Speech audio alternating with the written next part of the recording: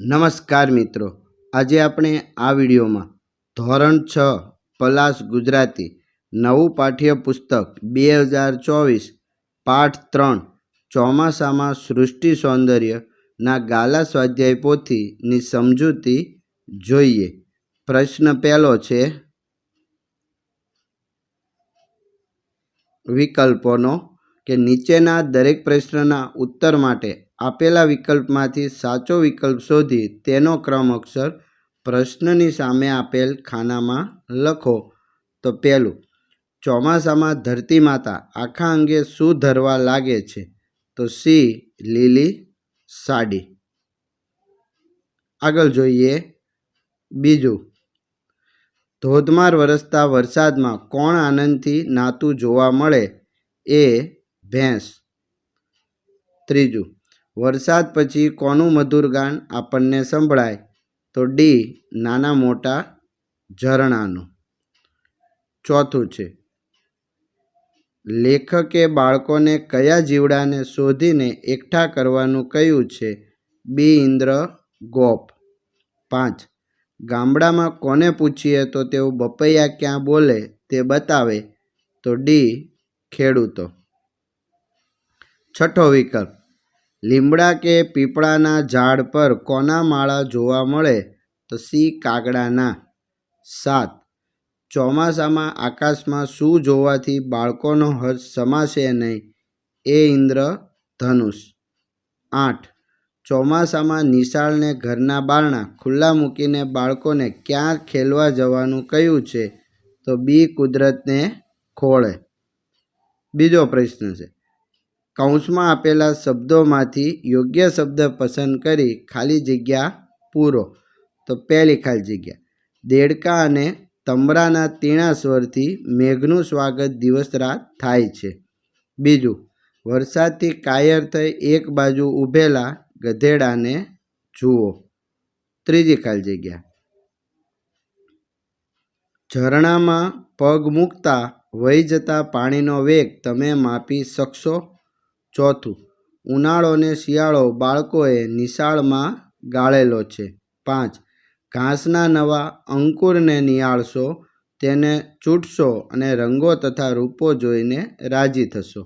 6, ચોમાસામાં બપૈયો પક્ષી ભાગ્યે જ દેખાય, પણ તેનો બોલ અવશ્ય સંભળાય। 7મું, ખેતરમાં મોરને પોતાના મનોહર પીછા પસારતો જોઈ શકાય। 8, ઇન્દ્રધનુષ જોઈને રંગોની મિજલસ કરો। ત્રીજો પ્રશ્ન, નીચેના પ્રશ્નોના ઉત્તર એક એક વાક્યમાં લખો। પહેલું, ચોમાસું ચાલુ હોય ત્યારે શું થાય? તો જવાબ, ચોમાસું ચાલુ હોય ત્યારે આકાશે વાદળા વારંવાર ચડી આવે, કોઈવાર ગાજવીજ સાથે તો કોઈવાર ગર્જના વિના મેઘના જળ પૃથ્વી પર ઉતરે છે। હવે બીજો પ્રશ્ન છે કે આકાશમાંથી વરસાદનું પાણી ગળ્યા કરતું હોવા છતાં લેખક બાળકોને શું કરવાનું કહે છે? તો જવાબ, આકાશમાંથી વરસાદનું પાણી ગળ્યા કરતું હોવા છતાં લેખક બાળકોને ઉડીને જાગૃત થઈને સ્ફૂર્તિ આણીને ફરવા, રખડવા, રમવા ઉપડવાનું કહે છે। ત્રીજું છે, વરસાદની કૂતરા અને ગાયો પર શી અસર થાય? તો જવાબ, વરસાદમાં કૂતરા દોડાદોડ કરી મૂકે અને ગાયો અકળાઈ જાય છે। ચોથું, વરસાદ પછીની હવાથી બાળકોમાં શું પરિવર્તન આવે? તો જવાબ, વરસાદ પછીની તાજગી આપનારી હવાથી બાળકોમાં ઉડી જવાનું ચેતન આવશે, તેઓ નિર્દોષ દોડાદોડ કરી મૂકશે। 5મો પ્રશ્ન, બાળકો ચોમાસામાં શું લાવીને મોટાને ભેટ ધરશે? તો જવાબ, બાળકો ચોમાસામાં નવા અને નાના ઘાસ અને ફૂલો લાવી મોટાને ભેટ ધરશે। છઠ્ઠો પ્રશ્ન, ચોમાસામાં ગામડામાં પાદરને સીમ ભણી જતા કયા પક્ષીનો અવાજ સંભળાય? તો એમાં જવાબ આવશે કે ચોમાસામાં ગામડામાં પાદર કે સીમ ભણી જતા કોઈ ઘટામાં કોયલની કૂંજનો અને બપૈયાનો અવાજ સંભળાય। ચોથો પ્રશ્ન, નીચેના પ્રશ્નોના 2-3 વાક્યમાં ઉત્તર લખો। એમાં પહેલો પ્રશ્ન, લેખકે ચોમાસામાં બાળકોને કેવા જળને જોવાનું કહ્યું છે? તો જવાબ: લેખકે ચોમાસામાં બાળકોને પૃથ્વી પર પથરાતા, એકઠા થતા અને નાની નિકોમાંથી નદીઓ બનાવતા આકાશના જળ જોવાનું કહ્યું છે. આ ઉપરાંત આ જળે રચેલા નાના તળાવ, ભૂશીરો, સામુદ્રધુનીઓ, બેટ અને દ્વીપકલ્પોને જોવાનું કહ્યું છે. બીજો પ્રશ્ન: શક્કરખોર પક્ષીને કેવી રીતે ઓળખી શકાય? તો જવાબ: થોર, રેણ કે કોઈ ફળ, ઝાડ કે વેલ પાસે ઉડતા ને ફૂલમાંથી મધ ચૂસતું પક્ષી જોવા મળે તો તે પક્ષી શક્કરખોર છે. તેની છાતી પીળી અને એ પીળી છાતી વચ્ચે કાળો લાંબો પટ્ટો હોય છે. ત્રીજો પ્રશ્ન: વરસાદ પછી ખેતરમાં જતાં શું જોવા મળે?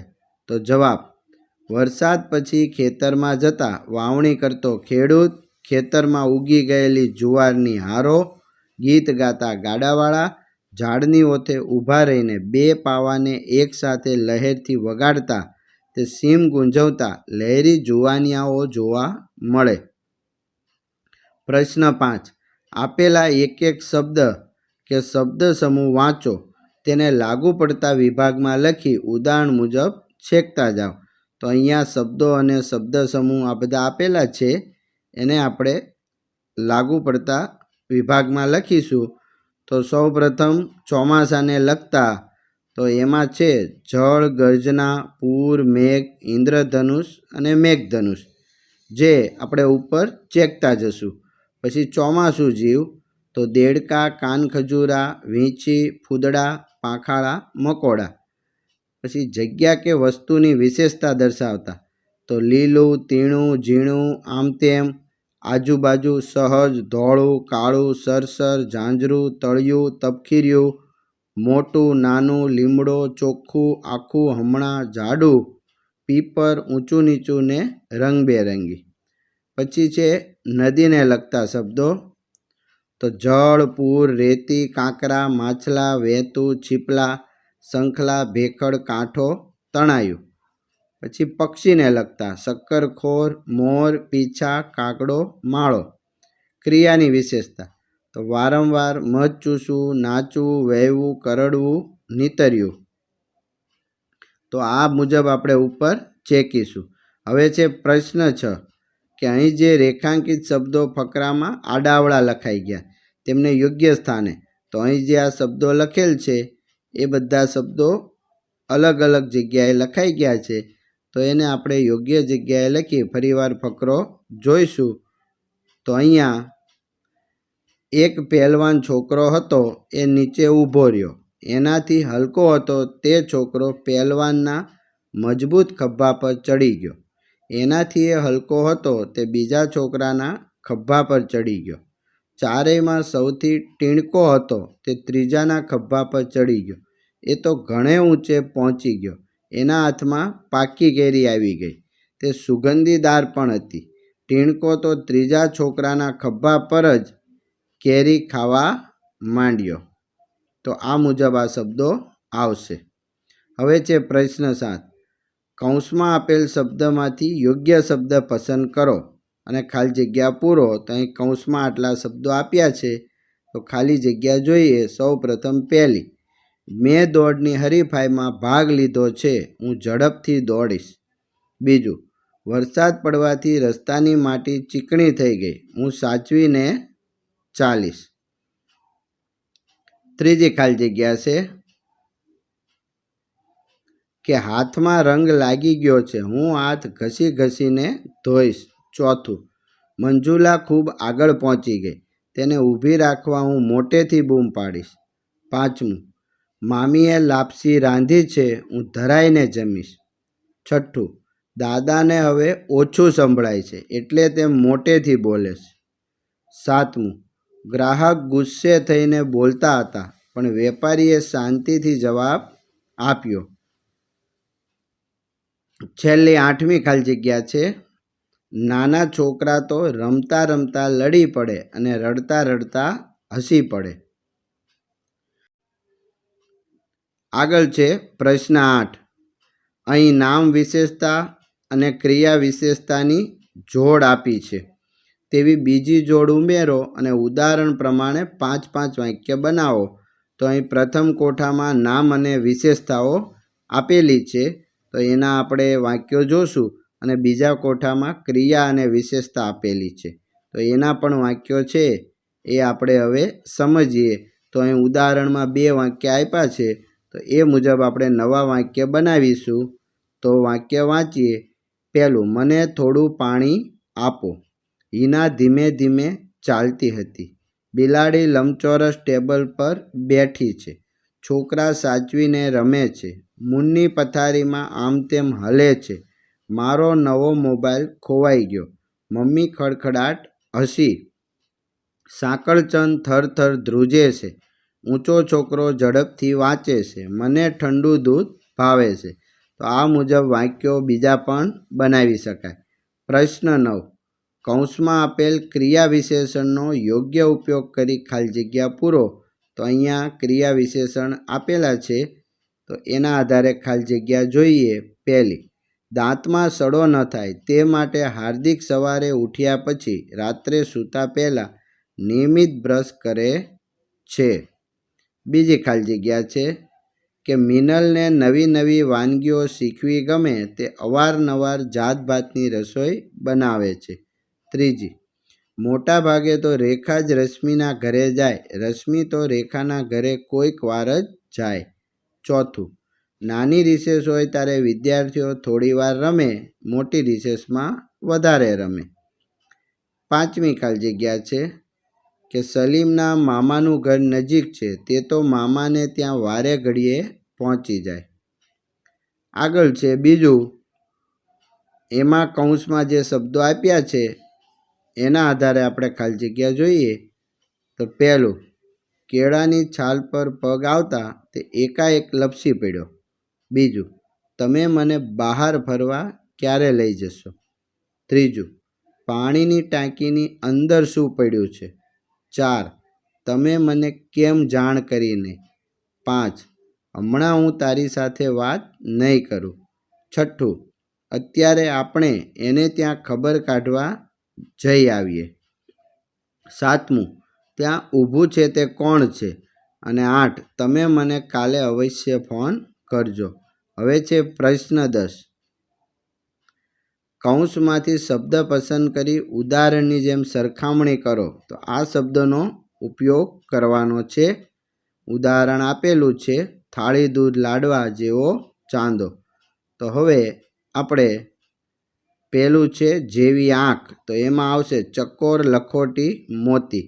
બીજું છે જેવી નીંદર, તો કૂતરા કાગડા બિલાડીના બચ્ચા. જેવું બાળક, તો ઢીંગલા ચાંદા ગુલાબ. જેવું મોઢું, તો રાવણ કુંભકર્ણ રાક્ષસ. જેવો રૂમાલ, તો મસોતું નેપકિન ગાભા. પ્રશ્ન 11. નીચેના શબ્દોની જોડણીને સુધારીને લખો. તો સાચી જોડણી વાંચીએ. ગાજવીજ, ગર્જના, સ્વર, ઝીણા, સ્ફૂર્તિ, સૌંદર્ય, ભૂશિર, ક્ષિતિજ, નિર્દોષ અને સામુદ્ર ધુની આ મુજબ લખાય. 12મો પ્રશ્ન, 2 સમાનાર્થી શબ્દો લખો. તો વરસાદ, તો પર્જન્ય અને મેઘ. પાણી, તો જળ અને નીર. ઝાડ, તો વૃક્ષ અને તરુ. પથ્થરો, તો પાષાણ અને પહાડ. જરા, તો લગીર અને સહેજ. 13મો પ્રશ્ન છે, નીચેના શબ્દોના વિરોધી શબ્દો. તો કાયર, તો બહાદુર. બહાર, અંદર. બાંધેલી, છુટ્ટી. નિર્દોષ, સદોષ. એક, અનેક. હર્ષ, તો શોક. પ્રશ્ન 14. નીચેના શબ્દ સમૂહ માટે એક શબ્દ લખો. જમીનની સમુદ્રમાં આઘે સુધી ગયેલી સાંકળી પટ્ટી, તો ભૂશિર. 2 સમુદ્રને જોડનારી સાંકળી પટ્ટી સામુદ્રધુની. જેની 3 બાજુએ પાણી હોય તેવો જમીનનો ભાગ, તો દ્વીપકલ્પ.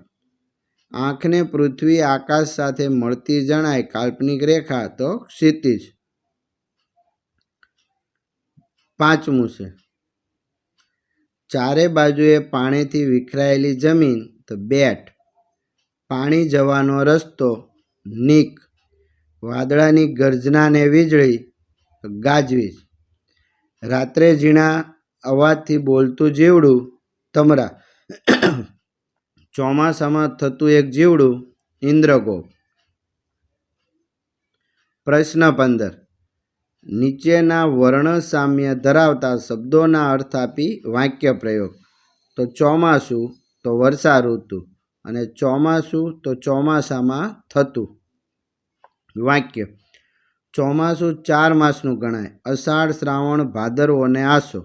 અને બીજાનું વાક્ય: ચોમાસું પાક આ વર્ષે સારો થયો છે.